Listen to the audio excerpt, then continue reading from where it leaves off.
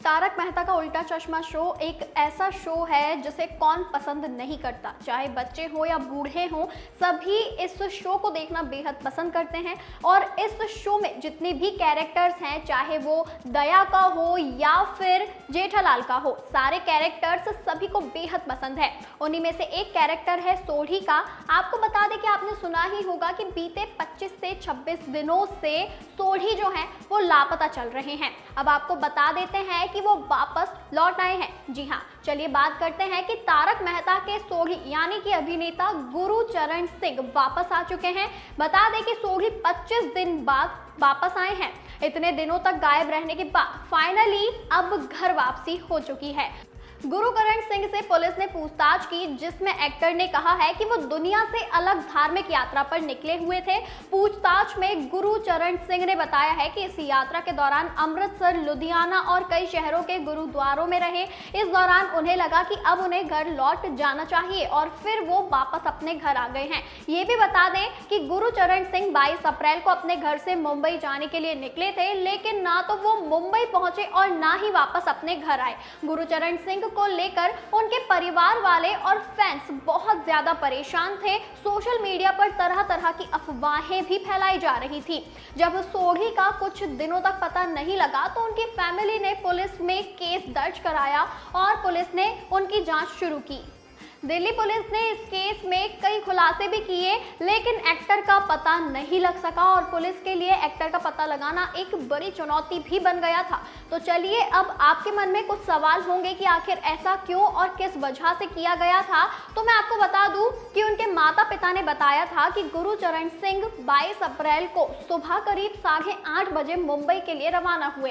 हालांकि वहां मुंबई पहुंचे ही नहीं और ना ही उनसे कोई संपर्क हो पाया। 26 दिन बाद तारक मेहता के सोढ़ी घर लौट आए हैं। करीब 26 दिन तक लापता रहने के बाद 17 मई को गुरुचरण सिंह घर वापस आ गए हैं।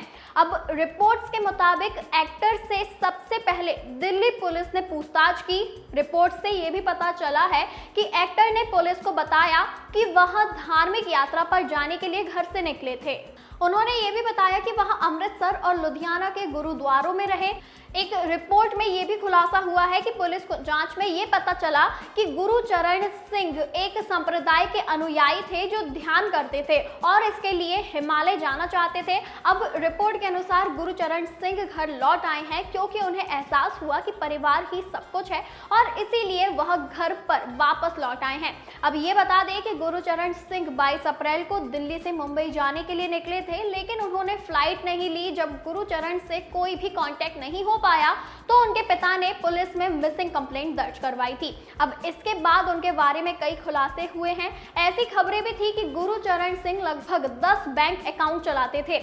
इसके बाद उन्होंने कथित तौर पर अपना फोन पालम में छोड़ दिया। गुरुचरण सिंह की गुमशुदगी के मामले में पुलिस तारक मेहता के उल्टा चश्मा के सेट पर भी पहुंची थी।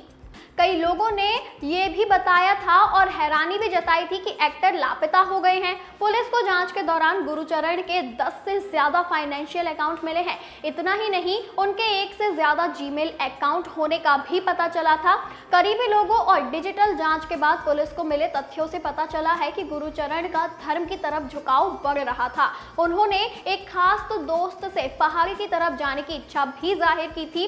आखिरी सीसीटीवी फुटेज में वो ई रिक्शा के बाद पैदल जाते दिखे थे। गुरुचरण सिंह के वर्क फ्रंट की अगर बात करें तो इन्हें टीवी के पॉपुलर सिटकॉम तारक मेहता का उल्टा चश्मा में रोशन सिंह सोढ़ी का रोल अदा करने को देखा गया।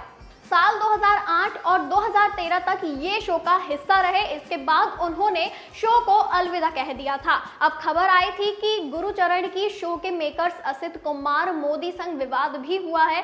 दोनों के बीच क्रिएटिव इश्यूज पैदा हुए हैं। साथ ही गुरुचरण की सैलरी भी नहीं दी गई है, जिसके बाद उन्होंने शो से किनारा करने का फैसला लिया था। उनकी जबरदस्त पॉपुलैरिटी की वजह से उन्हें शो में दोबारा बुलाया गया, मगर 2020 में गुरुचरण ने पिता का ध्यान रखने के लिए फिर से तारक मेहता का उल्टा चश्मा छोड़ दिया था। इसके बाद से वो किसी टीवी शो में कभी नजर नहीं आए। स्क्रीन से उन्होंने पूरी तरह से किनारा कर लिया है। लेकिन खैर, अब सोडी अपने घर वापस आ गए हैं। अब आप लोगों की इस पर क्या राय है कि उन्हें 25-26 दिन तक ऐसे बिना बताए जाना चाहिए था, या उनसे जो फैंस इतना ज्यादा लगाव रखते हैं उन सभी को पहले उन्हें बता देना था, ताकि इतनी ज्यादा सोशल मीडिया पर अफवाहें नहीं फैलती।